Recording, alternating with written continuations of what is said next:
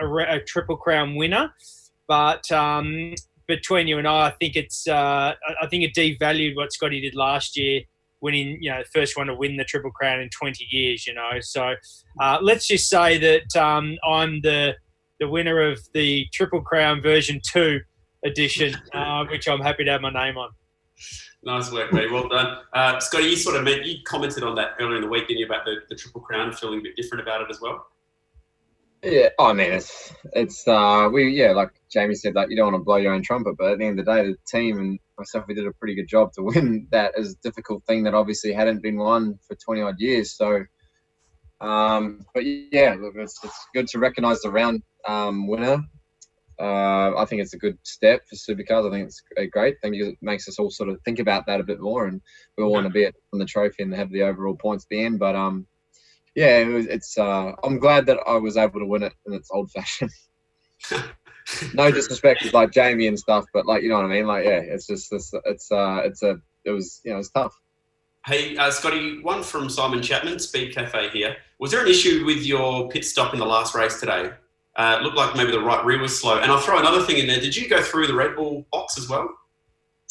Yep. Yeah, it was really nice of Red Bull to allow me to drive through their pit box. Good sponsorship and fantastic. So, teams work up and down pit lane a lot for that sort of stuff. And Tiffin did that for us in the past, which was great. But, pit stop, we lost, I think I was a little bit long, but we lost probably a second and a half in the pit stop. So, but the guys did a 2.8 second stop today in race 2. So it was ridiculous. Very, F1 spec. It was very cool. Nice.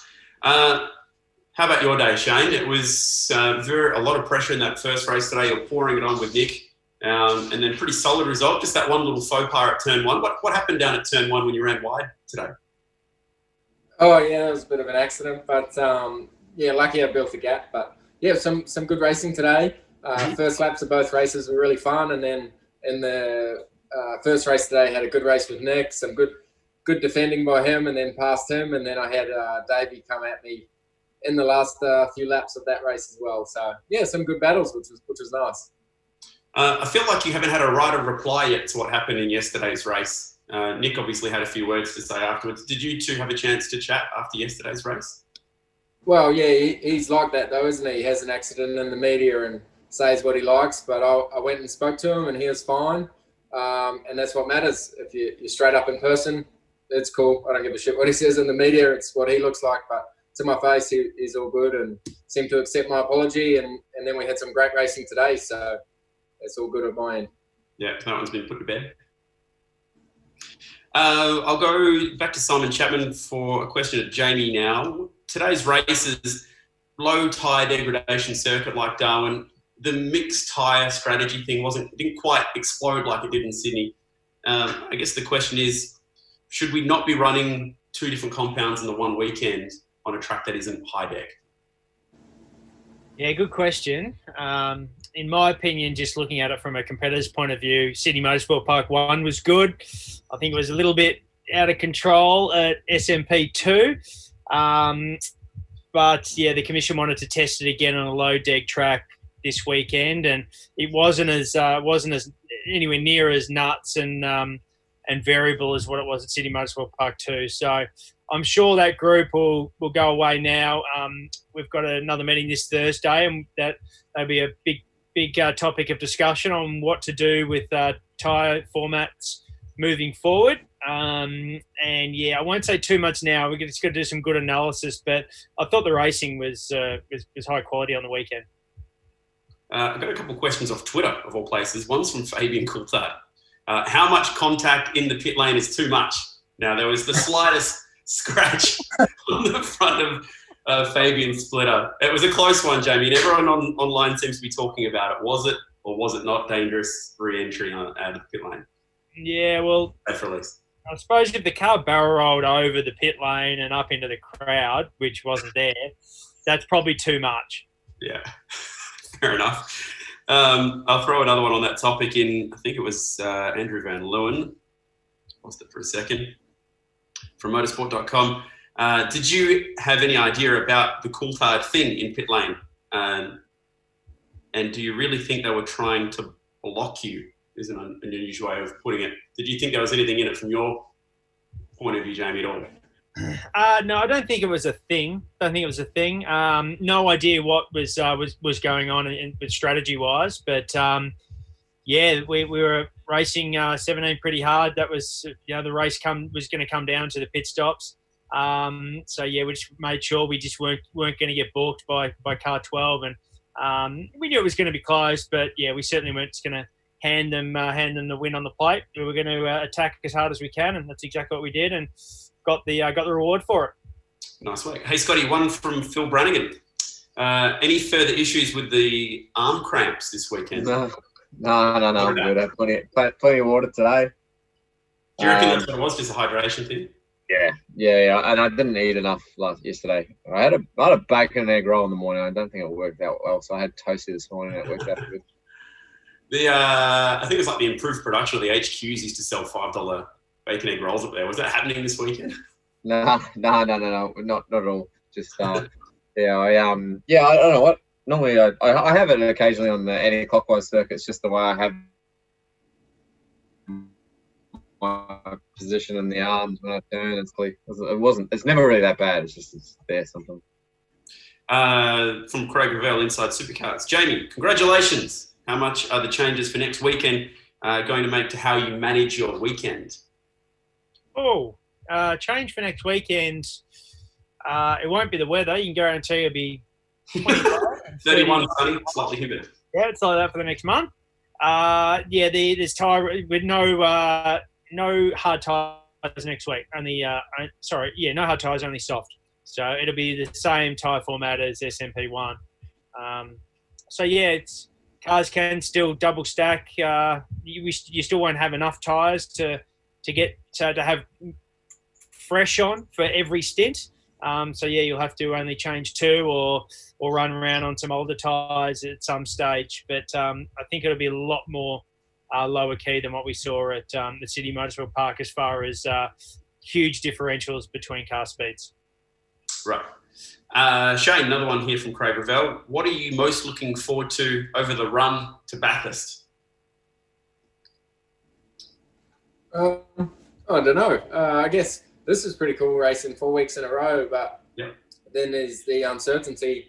How long is it going to be till the next one? Is it going to be QR? Is it going to be till Bathurst? Is Bathurst delayed? There's so many things still to happen. Seems to change week by week from what you hear. So, these next 4 weeks seem to be locked in, which is nice. And then, it's see what happens. We don't know yet. Championship-wise, guys, still pretty close, particularly if you look at Bathurst as the last potential round. I guess I'll throw that on to you, Jamie. How close do you need to be to the 17 points-wise to keep it alive at Bathurst? At least 299. I had a feeling you would say that. Before Bathurst, but hey, fast cars win races and win championships. So we were pretty disappointed with ourselves after Sydney Motorsport Park 2, but certainly the car was much better this weekend. But we've got to keep improving as we all know to give ourselves a shot. Hey Shane, another one from Speedcaf. Did you get to the bottom of the issues that you were suffering in practice on Saturday morning? Yep. Yeah. Last night we found some things in the car, which was really good. But once the day starts, it's just so quick fire yesterday. So weren't fully able to analyse. We changed out a lot of parts, and did improve the car and some things. But we pinpointed it, and right from when I weaved up the tyres this morning, it felt perfect. So unfortunately, we're a day late with the setup. Felt like our weekend was starting a day behind, but I think we did a pretty good job. We just weren't quite as quick as the front two, but it was good to get on top of that issue. But also we missed a day where we could have capitalised on the front two guys making mistakes, but all good. Is there anything more you can say about it, what the issue was, or it's in-house at Red Bull at the moment? No. Fair enough. I'll take a last call from the virtual press conference. Last call before I go over to the Facebook questions. Plans for this weekend? Jamie, I heard you might go out and check out a few crocs or something this week. Scotty, what are you going to enjoy your time in Darwin? Yeah, I'm playing golf on Tuesday and going fishing on Wednesday. That's all. Jeez, that's all right. Shane? Sit in the aircon or probably sneak back to Queensland. It's too hot here. Are you actually going to try and get back? Tempting, but I don't think we'll be able to, just in case we can't get back. But yeah, it's too hot for me here, man. Okay, last one. Craig Ravel. Do all the drivers want a QR double header? Let's go to Scotty on that one. 2 rounds at Queensland Raceway. I think the more racing we do, the better. So I don't care as long as we're racing. You feel the same way, Jamie? Yeah, I'll second exactly that. Yep, 2 rounds at QR. Shane, sound good to you? As long as the Victorian teams are happy, as long as they got enough parts to keep going, those guys will be missing their families and stuff. But more racing is good for me, but as long as everyone works for everyone. All right, a couple off Facebook to finish the day. Scott, Will Davison said on 10 today that you told him you're keen to do the Noosa triathlon with him. Is this true? I thought you used to hate fitness. That's from Browner Faulkner. No, I did. I've been tempted. I think it would be a great challenge. And I know a few of the boys, including J-Dub and a few other people have done it. I think it would just be a good little goal setter. But there's also a hint of laziness in my life that I don't know if I would. You don't strike me as lazy. Have you got any tips, Jamie, for training for a triathlon? I don't know if the noose is hot and stings. It's so good in theory, but if you've got something else on, potentially, do that. I have been talking to Wilbur about a lot of things. So I think, it's interesting. I knew it was going to come up at some point. In saying that, though, great bunch of people. Like, it's a really good event. Great people. Big. It's really weird, because when you come to the racetrack, you got Ford and Holden fans, so you get loved by half and then hated by the other half. Yeah. But, so you get around the racetrack and it's pretty common that you get abused. But you go to the Noosa Tri and everyone's just cheering on everyone. It's great. It's healthy. That sounds nice. Same person, Browner Faulkner for Shane. Is it true you've given up meat and you're now a fully fledged vegetarian? Yes. Yeah. What brought that about? Do you feel better? No reason. Yeah. No reason. Yeah. Wanted to grow a beard. No thought process to it. I miss steak. Yeah, I bet. Did you drag Brody Kostecki along into that as well? Or was that his choice? No. Thought he did the same thing. Has it improved your performance at all on the racetrack? No. Lost a heap of weight, but that's about it. Why'd you do it? Don't know. No reason. Did it? Deep. All right, I won't grill you any further on that one, so to speak. Boys, thanks. You've enjoyed a couple of cold ones. Go get them. Thank you. Thanks, guys. Right on.